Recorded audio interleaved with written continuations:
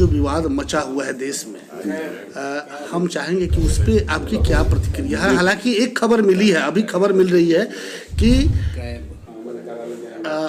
Cab को लेकर के, कैब और एनआरसी दोनों चीज़ है, तो उसमें अभी एक खबर मिल रही है कि नीतीश कुमार ने भी कहा है कि हम इसे अभी लागू नहीं कर पाएंगे। ये तो खबर हमें जानकारी नहीं है, लेकिन ये समझ लीजिए जब भी कोई अच्छा काम होता है, जब भी देश में जब आज़ादी की भी लड़ाई लड़ी जा रही थी तो कुछ लोग आज़ादी के दीवाने के तरह शहादत दे रहे थे और कुछ लोग इसी देश के ऐसे थे जो अंग्रेज के साथ मिलकर प्रतिकार कर रहे थे। बस समझिए, अभी कश्मीर का धारा 370 और 35 से जो लागू हुआ तो यह हुआ ऐसा हुआ, अब तो सब कश्मीर शांत हो गया। जी जी बिल्कुल। तो उसी प्रकार लोग को समझ जो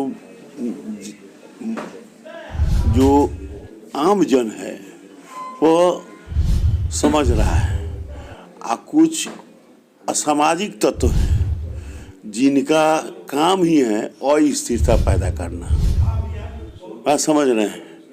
ये अस्थिरता पैदा करने वाला लोग इस गुमराह कर और इस देश के शांति व्यवस्था भंग करने की स्थिति पैदा उत्पन्न की है।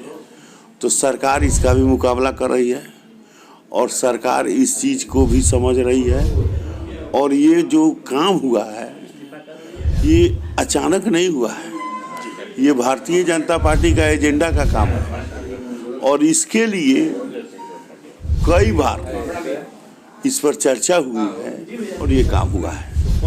और ये उन देशों के लोगों के लिए है जो जिनकी इस्लामिक घोषित देश है, जैसे पाकिस्तान, बांग्लादेश, अफगानिस्तान। तो ये तीनों इस्लामिक कंट्री है। तो वहाँ के जो इस्लामिक लोग यहाँ आएंगे उनको कष्ट होने वाला है, लेकिन यहाँ के लोग अनायास भड़काऊ बात बोलकर अस्थिरता पैदा कर रहे हैं। उनका आरोप ये है कि भारतीय जनता पार्टी धर्म के आधार पे इसको लागू करना चाहती है। वो अगर सारे विदेशियों को अगर नहीं रखना चाहती तो सबको आप आउट करें। उनका कहना है कि एक मुसलमानों के साथ भेदभाव हो रहा है। फिर बात समझिए, इस्लामिक उनका संवैधानिक उनका जो राष्ट्र है इस्लामिक राष्ट्र है और हम लोग वो ऐसे लोग को यहाँ जो तरजीह दे रहे हैं जिसमें सिख है, ईसाई है, पारसी है, जो वहाँ के अल्पसंख्यक हैं, इस देश में गुजर बसर करने शरण लेने आए हैं। तो ऐसे कई शरणार्थी लोग हैं जो वहाँ के इस्लाम धर्म को मानने वाले नहीं हैं, यहाँ आ गए हैं। उनकी हम संरक्षण और संवर्धन कर रहे हैं और ऐसा होना भी चाहिए। वो कहाँ जाएंगे? वो धर्म में उनको तो इस्लाम कबूल करना पड़ेगा तब वहाँ रहेंगे, नहीं तो नहीं रहेंगे।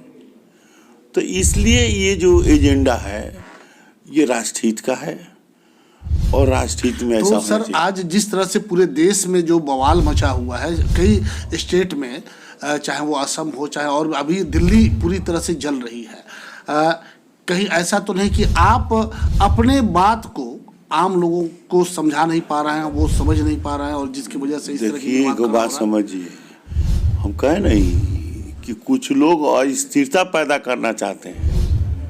जब अच्छा काम होता है तो अस्थिरता पैदा करने वाले लोग जो है इसको अस्थिरता पैदा करते हैं, लेकिन जब देश की जनता समझ जाती है तो सब स्थिति समान हो जाता है। ऐसा कई उदाहरण हैं जो मैं आपको बताया हूँ और सब धीरे धीरे ठीक हो जाएगा, कोई चिंता की बात नहीं।